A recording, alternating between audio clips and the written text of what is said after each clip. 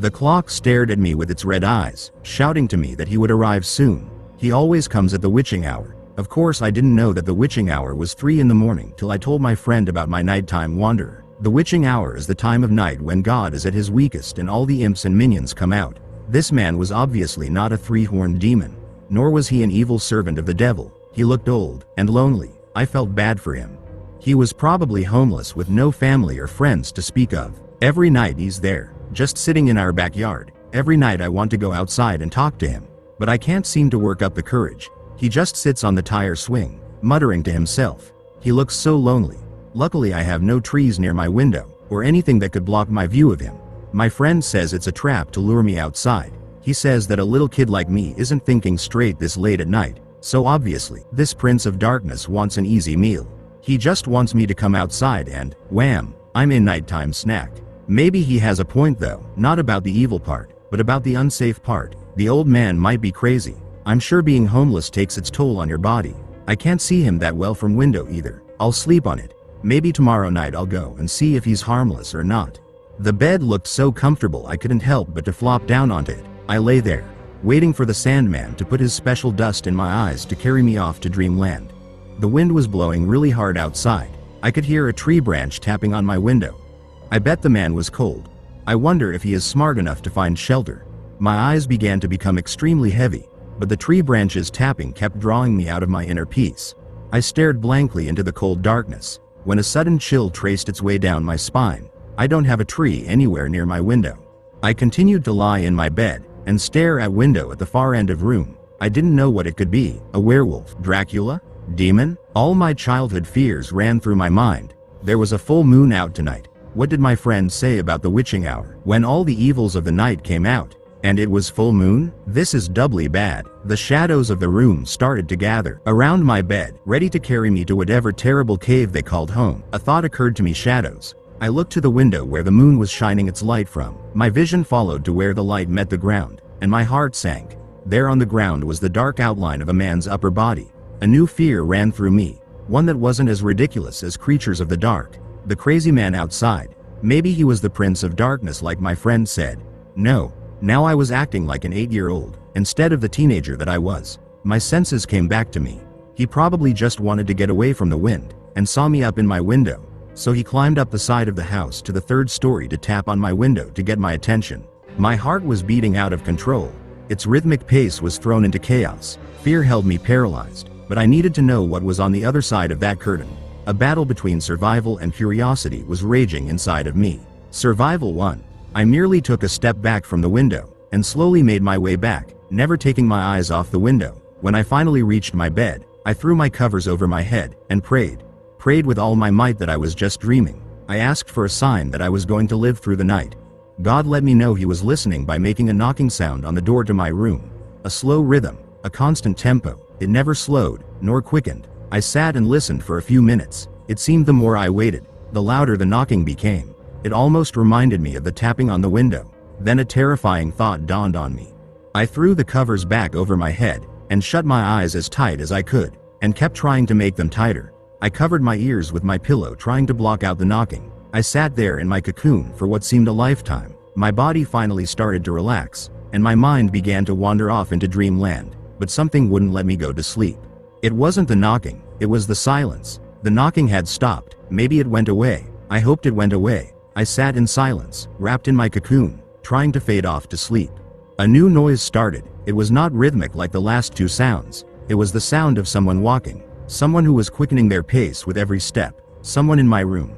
The footsteps stopped at the edge of my bed, and I felt eyes boring holes into the back of my head. I could hear the raindrops dripping onto the floor. I could smell the dirt on his shoes, taste the mustiness of his clothes, feel his breathing on the back of my neck. I knew then that I would not survive the night. Then I heard a deep voice, maybe multiple voices speaking together. Come with me. I was staring at the man the whole time, and his lips did not move, but I knew the words came from him. They rang loudly inside my head. I didn't want to move. I just wanted to hide under my covers until he went away. Then he, or they, said the words that would forever change my life. We are not the ones you should hide from, but if you wait here, they might find you. The use of the plural coming from this man with many voices frightened and confused me. I had so many questions. but first I had to confront my current fear and follow this thing. I rose from my bed and looked at the man. He stared back into my eyes. No, through my eyes. Again the voices spoke. Do not fear us, we shall make you see. Follow us. With that, the man turned and jumped out the window. I felt compelled to follow. I closed my eyes and leapt after him. Down and down I fell. 3 stories is a long way for a person of my size. As the ground neared, I expected the fall to slow, till I landed perfectly on my feet. I waited for the man to reach out his arms and catch me. I waited for something magical to happen. The cracking noise of my bones hitting the ground was not what I expected. I laid there on my back. I could feel the blood running through my head and dripping out my ear. My vision started to blur, and the cold started to set in. I saw a figure standing over me. The voices said their final words to me. This was the least painful way we could help you. Please forgive us. The only true place you can hide and never be found is death. Ever since I was young, I've been having this recurring nightmare. In it, I'm standing in a dark room, in the middle of a large circle with the symbol of an upside-down star in it, a pentagram. The symbol of the devil. I look around confused, as I have no idea how I got there and realize all I wear is my boxers. I see candles, skulls, but most of all, I see several people standing around me. All of them wear a hooded robe that covers their face. As the dream continues, they all lift their arms and mutter various incantations which I don't understand. At the end of the dream, the tallest hooded figure, who I guess is their leader, walks toward me. Immobilized by fear, I watch as he comes closer, closer, closer, until he is but a few inches from my body. I hesitate as he pulls out a rather large ceremonial knife. Just when I think he's about to stab me, he merely pricks his index finger with the tip of the knife, and proceeds to draw another pentagram on my chest with his blood. And just as I am about to wake up, he whispers in a cold, raspy voice, Altera Militiae in Ante Christe. To this day, I have never found out the meaning of the dream. Because of this nightmare, I've been sent to a counselor numerous times, and have even been sent to my local priest, but nothing has been concluded as to what is causing it. All I can do is try to ignore it. A couple of weeks have passed since I had the dream last. I start to think, maybe it's finally stopped, until today. I was browsing YouTube for scary videos. I searched for just about anything. Ghosts, aliens, cryptids, anything that could give me a good scare. I had gotten to a point when I was just clicking on videos in the sidebar, when I saw one that nearly stopped my heart. It was titled, Altera Militiae in Ante Christe. I recognized the title instantly. How could I not? I began to contemplate if I should watch it or not. I pondered this for a good 10 minutes before I had finally come to the conclusion to watch it. And as I waited for the video to load, a thought popped into my head. I quickly denied the thought and proceeded to watch the video. Within the first second, I recognized it. The thought that I just denied could ever happen or would ever happen, happened. The video was an exact recreation of my dream. I watched in horror as saw my dream unfold once again. Everything was there. The candles, the skulls, the hooded figures, and even me. I kept watching until I had finally gotten to the part that's haunted me all these years. I watch, once again, as the tallest hooded figure approaches me, stabs his finger, draws a pentagram on my chest, and whispers those dreaded words, Altera Militiae in Ante Christe. His voice was exactly the same as in my dream. It gave me chills. But as I thought the video would end, it continued as the tall man retreated to his previous position. He then grabs a book off an altar and begins to recite an incantation out of it. As he reads, I see myself slowly collapsing until I am on my knees and grasping my chest. I am horrified as I watch myself scream with antagonizing pain. Just when I'm about to close the video and back away from my computer, I see it. I see the most horrifying thing I have ever seen in my life. I watch my spasmodic body turn lifeless as a demon-like figure bursts out of my chest. And just like that, the video ends. I sit there, frozen. So that's how my dream ends, or is supposed to end. My mind is struck with fear. I pull my trash can in close as I vomit into it. I sit, staring at my computer screen, trying to make sense out of a million things. I'm not sure how much time passed before I moved. Minutes? Hours? I'm not sure. But there was only one thing I made sure I did immediately. I pulled up a translation website and chose to convert Latin into English. I hesitated as I slowly typed in, Altera Militiae in Ante Christe. I couldn't believe the words came up on my screen. My eyes almost burst out of their sockets when I saw that the most accurate translation it could give was, the next host for the Antichrist. There was a young man who was very reckless and foolish. Sometimes, for fun, He would take his father's car without permission and go out driving around the area even though he didn't have a driving license. One day, he was driving too fast and, as he came around a corner, the car ran up on the sidewalk. He knocked down a woman and her young son. The mother was badly injured, but her little boy was killed on impact. Her son bled to death as she held him in her arms. The young man was arrested by the police and charged with reckless driving. He claimed he wasn't guilty, even though he knew the accident was his fault. His father even hired an expensive lawyer and tried to have the charges dropped. In court, the judge said that the man could avoid going to jail if he paid a lot of money to the mother as compensation for the loss of her son. The young man happily agreed. However, the mother unexpectedly refused to accept any payment. "No amount of money is going to bring my son back again," she said. "There is something else I want you to do for me instead." The young man was eager to avoid going to jail, so he agreed to do anything she asked. "My request is very simple," said the mother. "Once a month, I want you to send a postcard to yourself. That is all." The woman gave him a bundle of postcards. Each one had a stamp on it. She had even written his name and address on every postcard. "Please don't write anything on them," she said. "Just send them as they are." The young man happily agreed to her conditions. He was relieved that he could get away without being punished. There were 60 postcards in total. If he sent one to himself every month, it would take 5 years. Not long after that, the young man got a job and tried to put the accident behind him.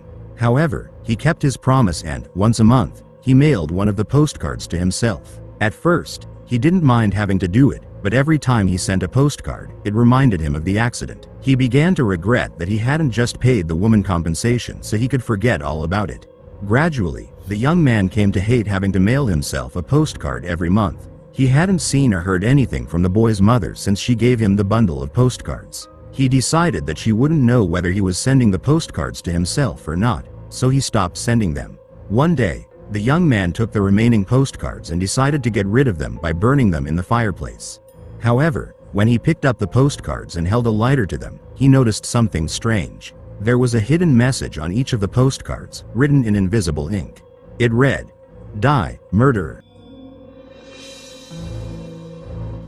My maternal grandma, short for grandmother, lives alone at Beddick North Road Block 1XX. My mom would go over to visit her regularly twice a week, Mondays and Saturdays, and on Wednesdays, she would fetch my grandma to my house at Siglap for dinner. Somewhere in August on one of the regular Mondays, as usual my mom went over to my grandma's house. Like any daughter, she would always ask if she had been living well, did she had her meals on time, etc. As always my grandma would always reply that she was fine and well. Apart from some old people sickness, my grandma is 86 years old. My grandma told my mom, they conversed in Cantonese.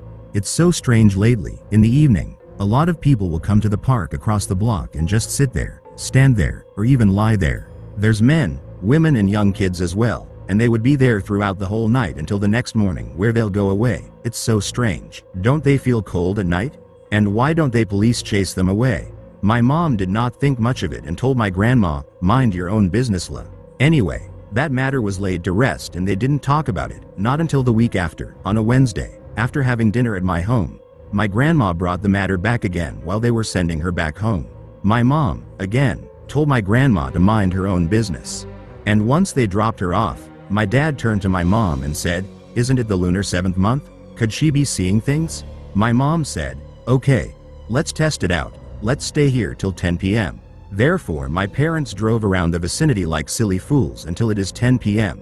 My mom then told my dad to park the car by the park while she walked to the park. She then gave my grandma a call. When my grandma answered the phone, my mom told my grandma, "Go and take a look at the park from your window. Do you see people loitering around?" My grandma walked towards the window and said, "Oh, so many people loitering around." My mom looked around the park surroundings. No one was there. My grandma then said, "Oh, so many people loitering in the park." My mom looked around again, however there was no one. She freaked out and ran back to the car and told my dad to just drive home. On the journey back, my dad chided my mom. "You keep telling your mother not to be a busybody, yet you are trying to be one, and now you have frightened yourself. Let this incident cool down. I'm sure once the lunar 7th month is over, your mom won't see such stuff anymore." So my mom waited patiently till the lunar 7th month was over. She then resumed her visits. On one occasion, she brought mooncakes for her to eat. It was a long day, and before she knew it, it was already 7 in the evening. Unable to contain her concern, she asked, "So now, do you still see people loitering downstairs at the park?" My grandma said, "Yes, they are still there." "Mom, really? How is it possible?" "Grandma, you don't believe, I show you." The both of them went to the window and looked down at the park. My mom could not see anyone. "Mom, where? I don't see anybody." "Grandma, Aya, can't you see? They're slowly coming out already." "Mom, air. Where?" "Grandma, Io, do you see these two persons sitting underneath that tree?" "Mom, no." "Grandma, tisk. I'm so old my eyesight is so much better than yours. See, those two under the tree?" My grandma then pointed down at one of the tree in the park. "Mom, I can't see la." "Grandma, how can you not see? I can see so clearly, the two of them. See, they're even looking up at us right now." That was when my mom freaked out and dragged my grandma away from the window. After that incident, she warned my grandma not to look towards the park anymore, and she told us not to mention about it ever again. So friends, if you liked our video, then please like it and subscribe to our channel. We will meet in the next video.